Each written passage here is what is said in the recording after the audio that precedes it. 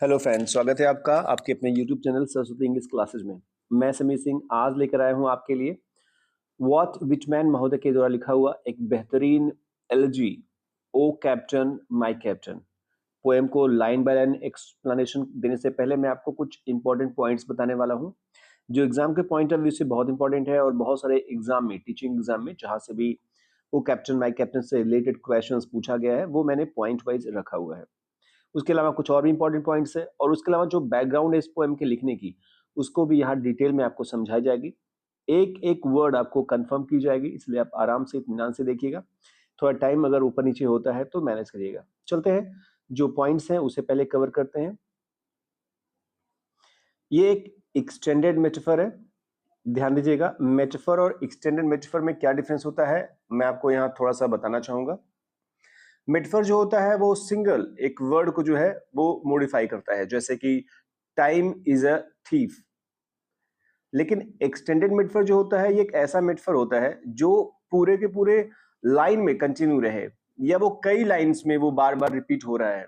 जैसे time is a thief that sneaks into our lives, steals our moments, hides in shadows and leaves us chasing memories. तो जो first था metaphor वो time is a thief, बस time को thief बना दिया उसने। पर एक्सटेंडेड मेटाफर में टाइम को जो थीफ बनाया गया है वो कैसे थीफ कैसे चोरी करता है, वो ये सब कुछ दिखाया गया है। कैसे जिंदगी बर्बाद करता है, कैसे हमारे समय को चुराता है, वो बहुत सारी चीजों को यहाँ एक्सप्लेन करेगा या अलग अलग लाइंस में या कई सारी लाइंस में ये यूज होगा। जैसा कि नाम ये एक्सटेंडेड, तो ये एक्सटेंड करता है उस मेटाफर को। तो यहाँ पे जो शिप है, जो कैप्टन है, ये सब एक्सटेंडेड मेटाफर है। क्लासिफाइड एज एन एलजी, ये एक एलजी के रूप में है जो मॉर्निंग पोएम कहलाता है कि माउंट करता है, लैमेंट करता है ये। और ये है death of 16th American president. याद रखिएगा 16th ये अमेरिकन प्रेसिडेंट थे अब्राहम लिंकन महोदय, जिनका डेथ जो हुआ था वो 15 अप्रैल 1865 को हुआ था। और ये असैसिनेट किए गए थे एक वेल नोन स्टेज एक्टर के द्वारा जिनका नाम था जॉन विल्क्स बूथ। याद रखिएगा इसे। 10:15 PM ऑन 14th अप्रैल में ये असैसिनेट किए थे, पर डेथ जो हुआ था वो नेक्स्ट डे हुआ था अब्राहम लिंकन का। नेक्स्ट जो पॉइंट है वो है it was included in the comprehensive collection. आपने लीव्स ऑफ द ग्रास, जो सबसे बेहतरीन कलेक्शन मानी जाती है इंग्लिश लिटरेचर में आज तक की, जो 1867 वाली 4th एडिशन थी, उसमें ये पब्लिश हुआ था। 4th वाले एडिशन में, ये भी याद रखिएगा। ये पोएम जो था वो when lilac last in the dooryard bloomed, hushed be the camps today और this just was once the man, ये सारे पोएम्स में से ये एक है। ये 4 पोएम्स जो है ना, ये सारे के सारे लिंकन के डेथ पर लिखे हैं। तो ये ध्यान दीजिएगा, ओ कैप्टन माय कैप्टन का जो है ये तो एग्जाम में पूछा हुआ है, बाकी पूछा नहीं गया है लेकिन ये पूछा जा सकता है। तो ये 4 पोएम्स हैं जो एलिजी हैं on the death of Abraham Lincoln. Next है it's only poem of him that has a regular meter. आपको पता होगा कि वॉट विटमैन जो है वो फ्री वर्स के बादशाह हैं। फ्री वर्स में ही मैक्सिमम पोएम्स उनकी होती है और इसलिए कहा गया है कि इकलौता पोएम है ये उनका जो रेगुलर मीटर में है। मीटर और राइम इसमें है। 3 स्टेंजाज में है ये, 8 लाइन्स टोटल है। तो 8 लाइन्स भी जो है वो 4 लाइन्स लॉन्ग लाइन्स आपको दिखेंगे और 4 लाइन्स शॉर्ट लाइन्स आपको दिखेंगे। अगर आपके पास पोएम होगा, आपने पोएम देखा होगा तो आपको पता होगा वो क्यों है ऐसा, वो भी आपको बताई जाएगी। पहले इसे पॉइंट्स को कवर करते हैं। सबसे पहले ये पब्लिश हुआ था द सैटरडे प्रेस में 4 नवंबर 1865 में। अप्रैल में डेथ हुआ और नवंबर में ये पब्लिश हुआ फर्स्ट टाइम। याद रखिएगा 1865 अब्राहम लिंकन महोदय का डेथ का ईयर और इस पोएम के पब्लिश होने का ईयर। और ये पब्लिश हुआ था, अपीयर हुआ था सिक्वल टू ड्रम टैप्स। ये पूछा गया था सिक्वल टू ड्रम टैप्स में ये पब्लिश हुआ था ये पोएम। ये भी याद रखिएगा सेम ईयर में, यानी इसमें पब्लिश हुआ, इसमें पब्लिश हुआ। और कलेक्टेड जो आपका पोएम है लीव्स ऑफ द ग्रास, उसमें भी ये पब्लिश हुआ था। ये जो पोएम है ना, इसे गाया गया या बजाया गया बहुत सारे जो प्रोमिनेंट फिगर्स थे या पॉलिटिशियन थे उनके डेथ पर या असैसिनेशन पर। फ्रैंकलिन डी रोजवेल्ट महोदय, उनके डेथ पर यह बजाया गया। जॉन एफ कैनेडी महोदय के असैसिनेशन पर। और इजरायली जो प्राइम मिनिस्टर थे इट्जैक रैबिन महोदय के असैसिनेशन पर यह पोएम बजाएगी। इतनी फेमस पोएम थी ये।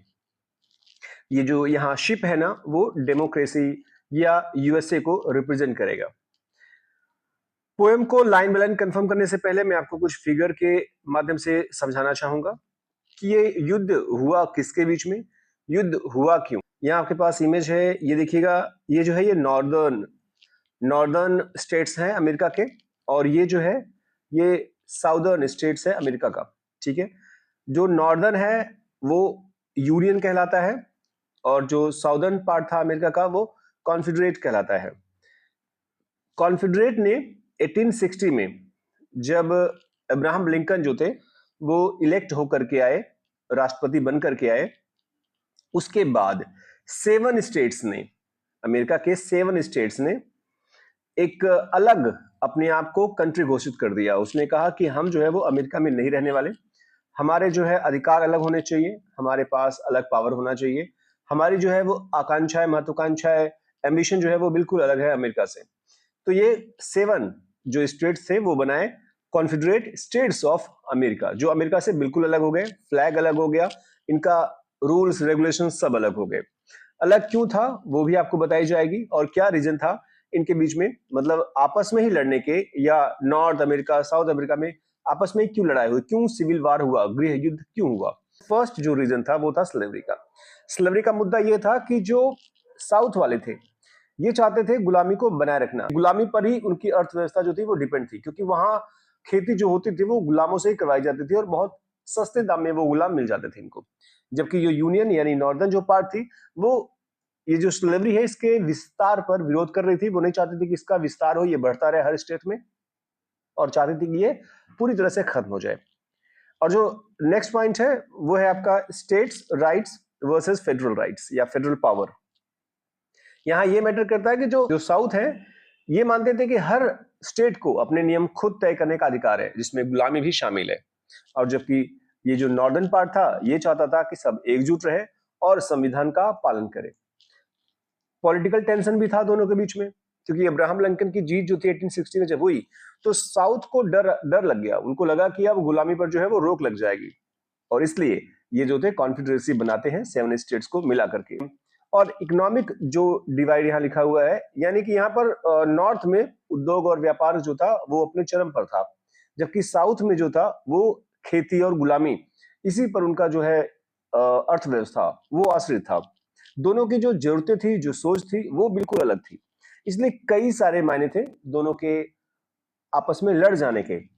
और लड़ाई शुरू कैसे हुई, ये तो मुद्दा है समझ का, कि हमने नहीं समझा किसी को और सामने वाले ने हमें नहीं समझा, हम एक दूसरे से बात करना बंद कर देते हैं। युद्ध कैसे हुआ, 12 अप्रैल 1861 का वो दिन था। ये फोर्ट स्मिटर है, फोर्ट स्मिटर जो है ये साउथ में ही है। साउथ वाले जो है साउदर्न स्टेट्स, जो 7 स्टेट्स थे जिन्हें कॉन्फेडरेट भी कहा गया है, ये अपने ही इलाके में आने वाले एक किले पर जो है आक्रमण कर देते हैं, बम गिरा देते हैं। क्यों गिरा देते हैं, जो साउथ में ही था, नॉर्थ में गिराना चाहिए था इनको, पर साउथ में क्यों, क्योंकि जो यूनियन वाले थे यानी कि जो नॉर्थ वाले थे वो इस पर अपना अधिकार मानते थे, वो सोचते थे कि ये मेरा है, और इस पर वो अपनी सेनाएं भी रखे हुए थे। जबकि साउथ वाले चाहते थे कि ये सेनाएं हटाएं यहाँ से, और हम यहाँ पर नहीं चाहते कि किसी और देश का, क्योंकि ये देश मान लिए थे अमेरिका को अलग देश, तो नहीं चाहता हूं मैं, या नहीं चाहते हैं ये लोग कि कोई और भी देश का यहाँ पर कोई आर्मी रहे।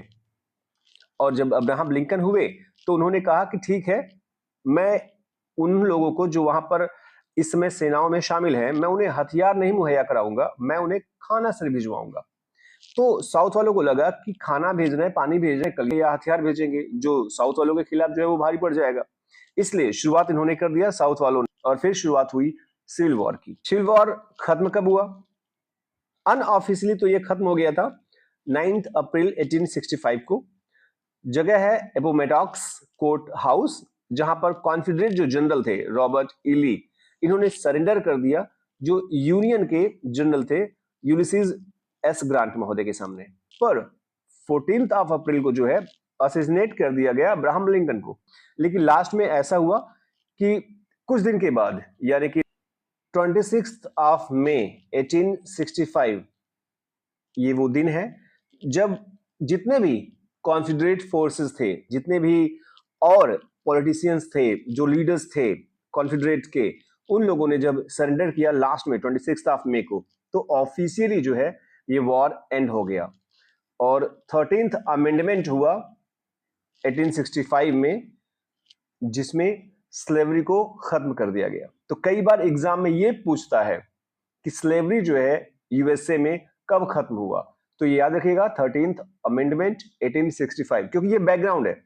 आपके एग्जाम में न केवल लाइन बाय लाइन पूछेगा, वो बैकग्राउंड भी लिखता है सिलेबस में, कभी चेक करिएगा, वो मूवमेंट्स का बैकग्राउंड भी पूछता है। तो कहीं से कुछ भी पूछ सकता है, इसलिए मैंने आपको ये चीजें बताई। और कॉन्फेडरेट यानी कि जो साउदर्न स्टेट्स थे, उसका जो प्रेसिडेंट था उसका नाम था Jefferson Davis, JAFFERSON,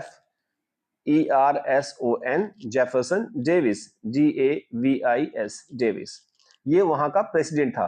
Abraham Lincoln versus Jefferson Davis भी चल रहा था उस समय मुद्दा।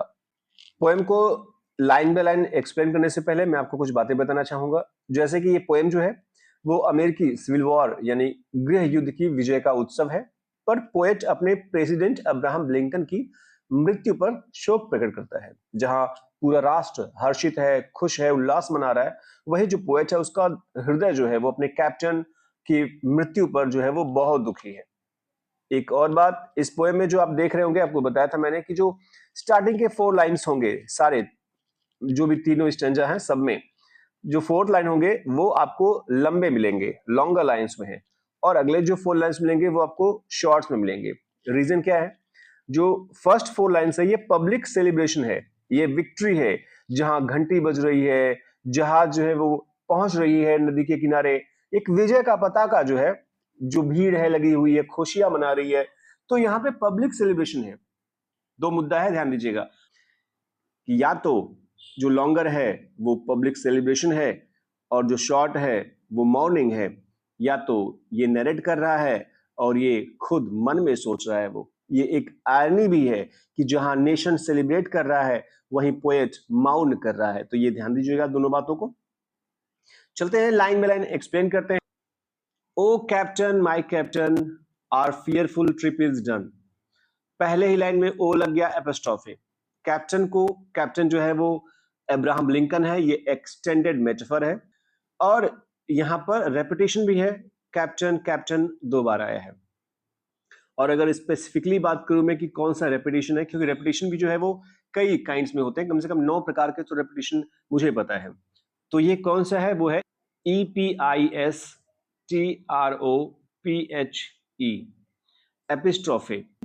एपिस्ट्रोफे नामक फिगर ऑफ स्पीच है, रेपिटेशन का ये एक पार्ट है। तो ये ध्यान दीजिएगा, एपिस्ट्रोफे यूजीसी नेट में पूछा हुआ क्वेश्चन है ये, यानी एपिस्ट्रोफे और इपिस्ट्रोफे दोनों इस लाइन में हैं। तो पोएट जो है वो कहता है, ओ कैप्टन माय कैप्टन, अरे ओ कैप्टन मेरे कप्तान, यानी मेरे राष्ट्रपति, हमारा जो फियरफुल ट्रिप था, फियरफुल भयानक जो यात्रा थी, यानी कि भयानक यात्रा जो है यहाँ मेटाफोरिकली जो है यूज हुआ है सिविल वॉर के लिए।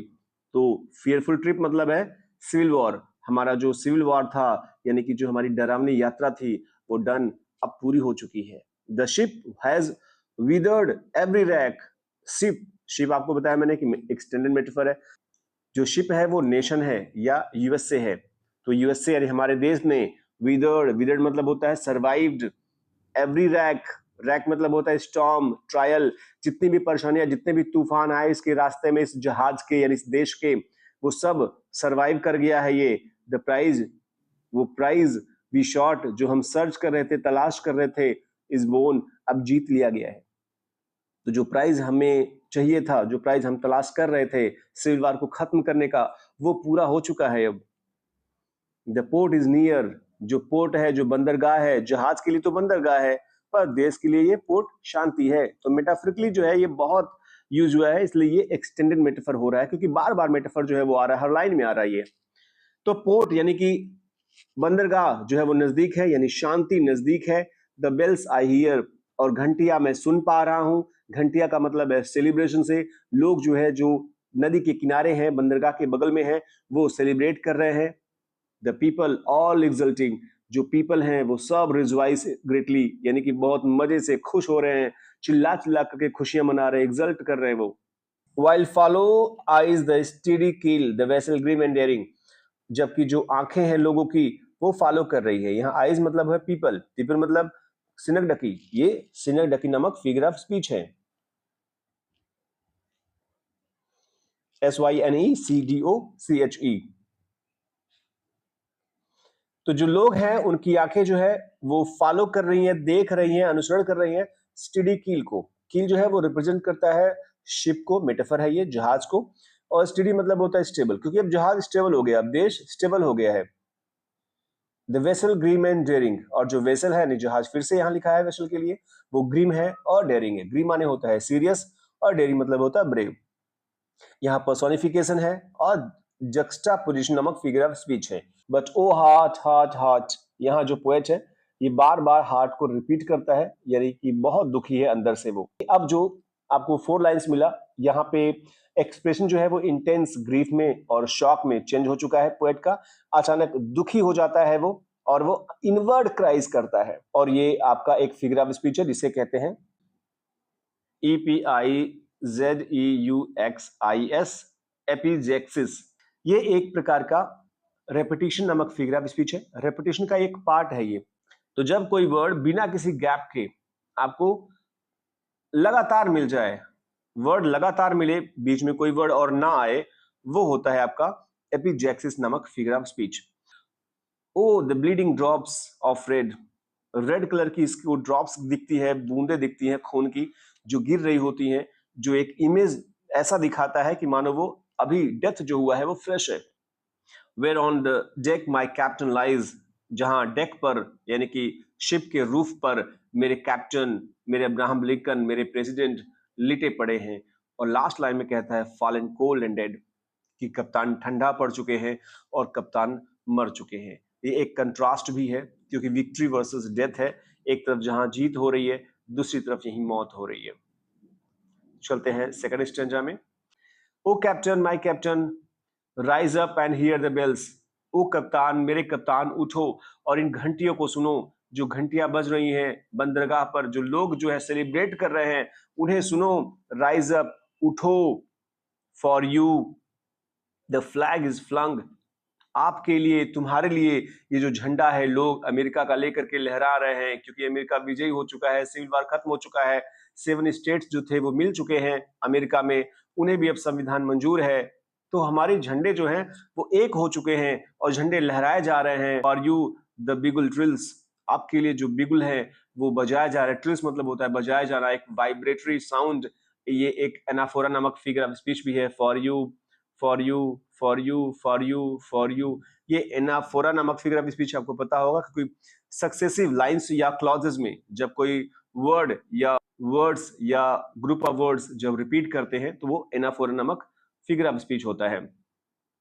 तो आपके लिए जो बुके है और रिबन, रीड्स, आपके लिए बुके, गुलदस्ते और रिबन से सजी हुई मालाएं जो है वो लोग लाए हुए हैं। For you the shores a crowding, आपके लिए जो शोर्स हैं, जो किनारे हैं, नदी के, समुद्र के जो किनारे हैं जहां ये शिप जो है उतर रही है, वहां पूरी की पूरी भीड़ लगी हुई है। लोग आपके लिए जो है वो चिल्ला रहे हैं, आपके लिए जो है वो फूल माला रिबन लेकर के आए हुए हैं।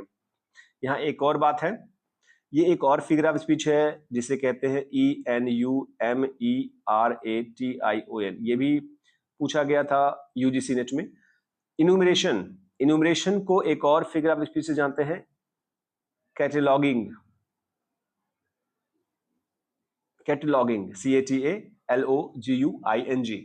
कैटलॉगिंग मतलब यहाँ विट्समैन का लिस्ट टेक्निक शो हो रहा है कि वो एक लिस्ट में बताता है बंदा। इनोवेशन मतलब होता है जब कोई बात आपको लिस्ट में बतानी हो कि मुझे ये चाहिए, मुझे ये चाहिए, मुझे ये भी चाहिए। जैसे यहाँ लिस्ट में बताते हैं आपके लिए ये है, आपके लिए ये है, आपके लिए ये है, आपके लिए ये है, तो ये कई सारे जो है लिस्ट बता रहे हैं ये। फॉर यू दे कॉल, आपके लिए वे लोग जो है वो पुकार रहे हैं, आपका नाम पुकार रहे हैं, चिल्ला रहे हैं आपके लिए। द स्विंग मास, स्विंग मास जो है ये, स्विंग मतलब होता है झूमना, मास मतलब होता है क्राउड। आपके क्राउड झूम रही है, नाच रही है, चिल्ला रही है। देयर ईगर फेसेस टर्निंग, और जो इनकी ईगर फेसेज हैं, उत्सुक चेहरे हैं ना, वो टर्निंग, टर्निंग विथ होप, वो आशा में चेंज हो चुके हैं। जो निराशा में बदले थे अब वो आशा में बदल चुके हैं। यहाँ सिनेडकी नामक फिगर ऑफ स्पीच फिर से है कि फेसेस का मतलब है पीपल से, क्राउड से। फिर से शिफ्ट होता है tone. Here captain dear father, यहाँ कैप्टन आपको पता है अब्राहम लिंकन है, फादर, अब्राहम लिंकन को जो है वो फादर का वर्ड यूज किया गया है। ये भी आपका जो है ये एक मेटाफर है। Father means protector of nation. और डियर जो है ये एपिथेट है, EPITHET। एपिथेट एक ऐसा फिगर ऑफ स्पीच होता है जो डिस्क्राइबिंग वर्ड कहते हैं इसे, एडजेक्टिव होता है ये, और किसी की विशेषता बताता है ये। तो ये फादर की विशेषता बता रहा है, यानी कि राष्ट्रपति की विशेषता बता रहा है, यानी कि अब्राहम लिंकन की विशेषता बताता हुआ ये पाया जाता है। This arm beneath your head, उसका जो सर है राष्ट्रपति का वो अपनी बाहों में लेता है, कहता है कि आपका जो सर है वो मेरी बाहों में है। It is some dream that on the deck, deck पर जो आप नीचे हो ना, ये मुझे कोई सपना लग रहा है। वो सोचता है कि काश ये एक सपना होता, एक बुरा सपना होता, इससे ज्यादा कुछ ना हो। You have fallen cold and dead, जो आप यहाँ पर ठंडे पड़े हो, मरे हो ना, काश ये सपना हो। ये रिफ्रेन नामक फिगर ऑफ स्पीच है, REFRAIN, 8th लाइन में। और एक बार और ये 3 बार ये आपको मिलेगा, फॉलन कोल्ड एंड डेड। बस एक वर्ड जो है वो चेंज हो जाएगा, इसलिए अगर रिपीटिशन या रिफ्रेन में से कुछ भी पूछे तो दोनों सही है। वैसे दोनों नहीं देगा एग्जाम में, अगर देगा तो या तो रिफ्रेन और या तो रिपीटिशन। कुछ इस तरीके से जो है फील करता है पोएट कि वो राष्ट्रपति को अपनी बाहों में लिया हुआ है, एक हाथ उनके सर के नीचे रख करके डेक पर, ये डेक है, डेक पर जो है वो लेकर के बैठा हुआ है, बड़ी तकलीफ में है वो। और लास्ट स्टेंजा वो शुरू करेगा poet, my captain does not answer, मेरे कप्तान तो मुझे आंसर ही नहीं दे रहे। हिज लिप्स आर पेल, उनके जो लिप्स हैं वो सूख चुके हैं, पीले पड़ चुके हैं। And still, still mean silent, खामोशी है, साइलेंस हो चुका है सब कुछ, सब शांत है, क्योंकि इंसान जब मर जाता है तो वैसे भी होठ पीले और होठ शांत हो जाते हैं। My father does not feel my arm, मेरे फादर को अब मेरा आर्म महसूस नहीं हो रहा है, कि अब मैं अपनी बाहों में लेकर के इनको बैठा हूं, मेरी बाहें इनको महसूस नहीं हो रही है। He has no pulse nor will, ना ही इनकी पल्स धड़कने चल रही हैं, हार्ट बीट चल रही है, और ना ही विल, ना ही इच्छा है इनको जीने की, क्योंकि जीवन है ही नहीं तो इच्छा कहां से रहेगी। यहाँ एक फिगर ऑफ स्पीच है जिसे कहते हैं जुग्मा, ZEUGMA। जुग्मा एक ऐसा फिगर ऑफ स्पीच होता है जिसमें एक कंस्ट्रक्शन होता है। एक वर्ब जो होता है, नॉर्मली वर्ब मानी जाती है, एक वर्ब जो होता है उससे दो दो वर्ड जो होते हैं वो लिखे जा सकते हो। जैसे मैंने कहा आई लॉस्ट माई की एंड टेम्पर, तो आप सोचोगे कि लॉस्ट जो है वो की के लिए भी है, चाबी भी खो गया, और टेम्पर, टेम्पर भी, क्योंकि चाबी खो जाने से टेम्पर, मेरा आपा भी खो गया। तो लॉस्ट जो वर्ड है वो की और टेम्पर दोनों के लिए है। वैसे यहाँ पर जो है ही हैज नो पल्स, और नॉर विल का मतलब यहाँ पे ही हैज नो विल। तो ही हैज जो है ना वो यहाँ भी यूज हुआ है, बेसिकली बात की जाए तो हैज की, हैज यहाँ भी है, हैज यहाँ भी, इसलिए जुग्मा, जुग्मा इसलिए बता रहा हूँ क्योंकि ये पूछा हुआ है। और जुग्मा नहीं पूछा हुआ है, बल्कि ये पूछा है कि जुग्मा जो है वो किस टाइप का फिगर ऑफ स्पीच है, तो वो है कंस्ट्रक्शन। कंस्ट्रक्शन नामक फिगर ऑफ स्पीच है ये। तो ये कंस्ट्रक्ट करता है, निर्माण करता है किसी एक शब्द से दो दो शब्दों का या दो दो क्लॉजेस का। The ship is anchored safe and sound, जो शिप है अब सुरक्षित जो है वो पहुंच चुका है अपने लंगर पर, जो लंगर जहां पर उसको बांधा जाता है रस्से से। तो आपको पता है कि शिप क्या है, शिप नेशन है, नेशन अब सुरक्षित हो चुका है। It's voyage close and done, और इसकी जो वोएज है, जो यात्रा है, जो युद्ध था वो क्लोज हो चुका है, यात्रा खत्म हो चुकी है, पूरी हो चुकी है। फ्रॉम फियरफुल ट्रिप, जो भयानक यात्रा थी, जो सिविल वार था, उससे खत्म हो चुका है। और जो ये विक्टर शिप है, जो ये जीत करके जहाज आ रही है ना, विद ऑब्जेक्ट वोन, वो अपने ऑब्जेक्ट को, अपने टारगेट को वोन कर चुकी है, जीत चुकी है। Exult O shores and ring O bells, poet कहता है ए शोर्स, ए तटों, ए नदी के किनारों, तुम खुशियां मनाओ, उल्लास मनाओ। एक्सल्ट मतलब होता है उल्लास, joyful. And ring O bells, और घंटियां बजाओ। बट आई विद माउंटफुल ट्रीड, लेकिन मैं जो हूं वो शोक भरे कदमों से चलूंगा, अब विदा लूंगा इस डेक पर जो मैं बैठा हूं। ध्यान दीजिएगा यहाँ पर जो है वो दोनों लाइन में जक्स्टा पोजिशन है, जक्स्टा पोजिशन इसमें जहां पर लोग खुशियां मना रहे हैं, और यहाँ पर पोएट जो है वो माउन मना रहा है, दुख मना रहा है। ट्रीट जो है ये एक कॉशियस वॉक होता है, एक ऐसा वॉक जो बहुत सावधानी से चला जाता हो, जैसे नाजुक या खतरनाक जगह पर जब चलते हो तो उसे ट्रीट कहते हैं, और जब ऐसे ही चलते हो आप तो वॉक कहते हैं। तो अब ये माउंटफुल ट्रीट चल रहा है, बहुत ही नाजुक हालात में है ये, शोक भरे कदमों से अब ये चलेगा। Walk the deck my captain lies, वहां से चलेगा ये, उस डेक से चलेगा ये जहां मेरे कप्तान लिटे पड़े हैं, फॉलन कोल्ड एंड डेड। जो रिफ्रेन नामक फिगर ऑफ स्पीच मैंने आपको बताया था, गिरे पड़े हुए हैं, ठंडे पड़े हुए हैं और मरे हुए हैं। तो इस तरीके से जो है पोएट, जहां पर लोग खुशियां मना रहे हैं, तट और घंटियां जो है वो आनंद मना रही हैं, वही कवि जो है वो दुख में डेक पर चलता है, जहां उसका कैप्टन जो है वो मृत पड़ा हुआ है। तो आशा है आपको ये पोएम समझ में आया होगा। कोई परेशानी हो कमेंट बॉक्स में कमेंट करके जरूर पूछिएगा। मिलते हैं नेक्स्ट वीडियो में, तब तक अपना ख्याल रखिएगा। Thank you for watching video.